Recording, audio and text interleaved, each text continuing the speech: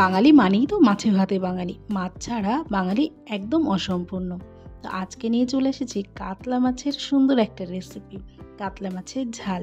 তো নমস্কার বন্ধুরা, আশা করি সকলে ভালো আছো। নতুন একটা রেসিপির সঙ্গে আমার চ্যানেলে সকলকে ওয়েলকাম।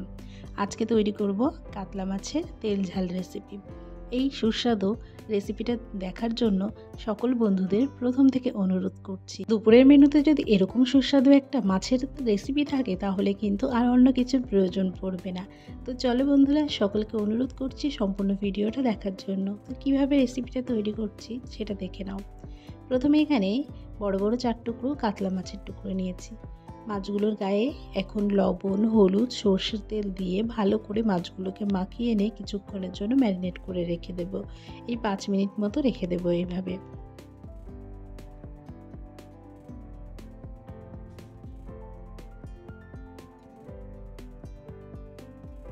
সবজি দিয়ে মাছ খেতে যতটা না ভালো লাগে, এই মশলা দিয়ে কিন্তু খেতে তার থেকে বেশিই ভালো লাগে। এতে করে মাছের স্বাদটা একটু বেশিই পাওয়া যায়। তো আজকে সেই রকমভাবেই কাতলা মাছ দিয়ে একটা তেল ঝাল রেসিপি তোমাদের সঙ্গে শেয়ার করছি বন্ধুরা। এখন মাছগুলোকে প্রথমে ভেজে নেব। মাছগুলো ভেজে নেওয়ার জন্য এখানে আমি 100 গ্রাম মতো সর্ষের তেল ব্যবহার করছি। তেলটাকে গরম হতে দেবো ভালো করে। তো তেলটা গরম হয়ে এলে খুন্তির সাহায্যে কড়াইয়ের চারপাশে তেলটা দিয়ে দিচ্ছি, যাতে করে মাছগুলো ভেজে নিলে আমার মাছগুলো লেগে না যায় তার জন্য। এবার এক এক করে ওই গরম তেলের মধ্যে মাছের টুকরোগুলো দিয়ে দেব। এবার এক এক করে মাছগুলো সুন্দর করে এপিট ওপিট উল্টে ভেজে নেব।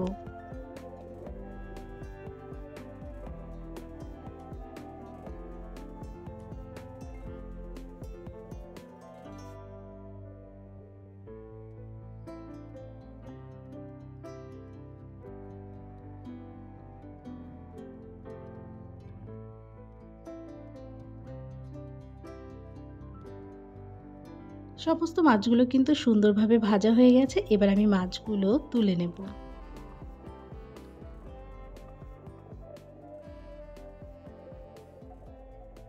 এবার এই একই তেলের মধ্যে আমি ফোড়ন ব্যবহার করব। ফোড়নের জন্য আমি নিয়েছি গোটা শুকনো লঙ্কা, গোটা জিরে, 2টো তেজপাতা এবং কিছু গরম মশলা। এখানে আছে এলাচ, দারচিনি, লবঙ্গ এবং 3টে গোলমরিচ। এইগুলো দিয়ে আমি ফোড়নটাকে একটু ভেজে নেব।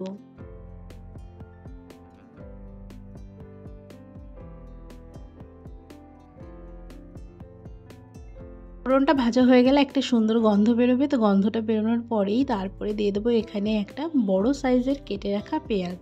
পেঁয়াজ কুচিটা দিয়ে হালকা হালকা করে পেঁয়াজটাকে ভেজে নেব।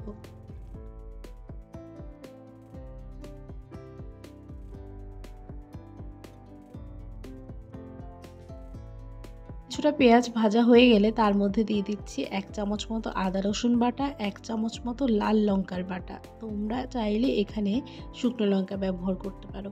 তো এখানে আমি সব মশলাগুলো এবার খানিকক্ষণ ভেজে নেব। এই 2-3 মিনিট মতো মশলাগুলো ভেজে নেব।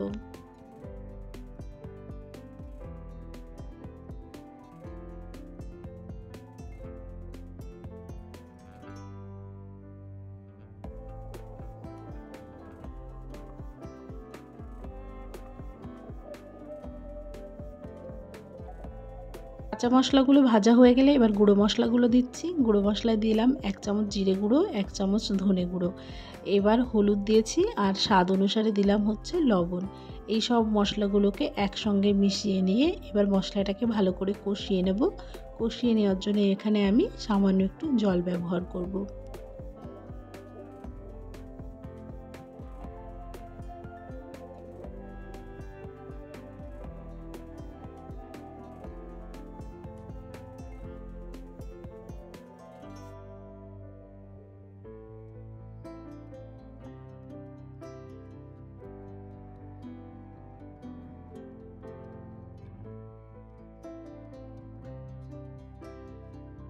পাঁচ মিনিট ধরে মশলাটাকে কিন্তু আমি কষিয়ে নিয়েছি। মশলাটা খুব সুন্দরভাবে কষে এসেছে এবং মশলা থেকে কিন্তু ধীরে ধীরে তেলও ছাড়তে আরম্ভ করেছে। তার মানে বুঝে যেতে হবে মশলাটা আমাদের পুরোপুরি রেডি হয়ে গেছে। এবার আমি এর মধ্যে মাছের ঝোলের জন্য ঝোল ব্যবহার করছি। তার জন্য জল দিয়ে দিলাম পরিমাণ মতো।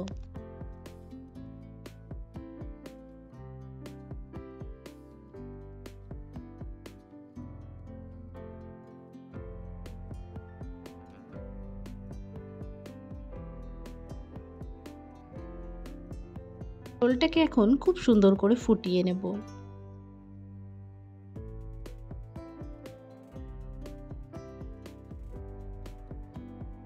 ঝোলটা ফুটে এলে ভেজে তুলে রাখা কাতলা মাছের টুকরোগুলো এক এক করে দিয়ে দেব। কাতলা মাছের টুকরোগুলো দিয়ে ঝোলটাকে আরও বেশ খানিকক্ষণ ফুটিয়ে নেব। 10 মিনিট মতো কিন্তু ভালোভাবে ফুটিয়ে নেব।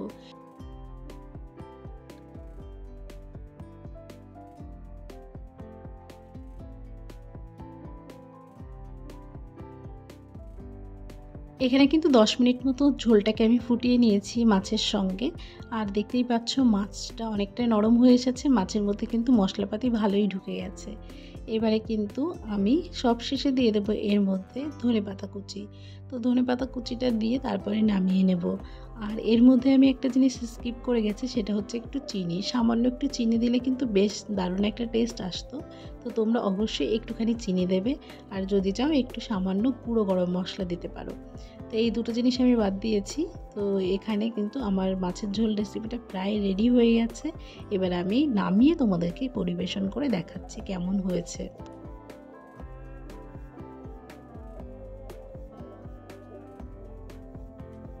কাতলা মাছের তেল ঝাল রেসিপিটা কিন্তু সম্পূর্ণ রেডি হয়ে গেছে। দেখতেই পাচ্ছ কতটা সুন্দর এবং লোভনীয় লাগছে, এবং সত্যি কথা বলতে দেখতে যতটা না সুন্দর হয়েছে, খেতে কিন্তু তার থেকে অনেক বেশি সুন্দর হয়েছে। তো এই সুস্বাদু অপূর্ব রেসিপিটা তোমরা অবশ্যই বাড়িতে ট্রাই করে দেখতে পারো। আর কাতলা মাছের তেল ঝাল রেসিপির জন্য তেল এবং ঝাল দুটোই কিন্তু একটু বেশি বেশি দেবে, তবে আরও খেতে ভালো লাগবে। আজকের এই রেসিপিটা কেমন লাগলো বন্ধুরা, অবশ্যই তোমাদের মূল্যবান কমেন্টের মাধ্যমে জানিয়ে যেতে ভুলো না। আর যদি কোনো বন্ধুর আমার রেসিপিটা ভালো লাগে, অবশ্যই চ্যানেলটিকে সাবস্ক্রাইব করে দেওয়ার অনুরোধ রইল। দেখা হবে পরবর্তী রেসিপি নিয়ে।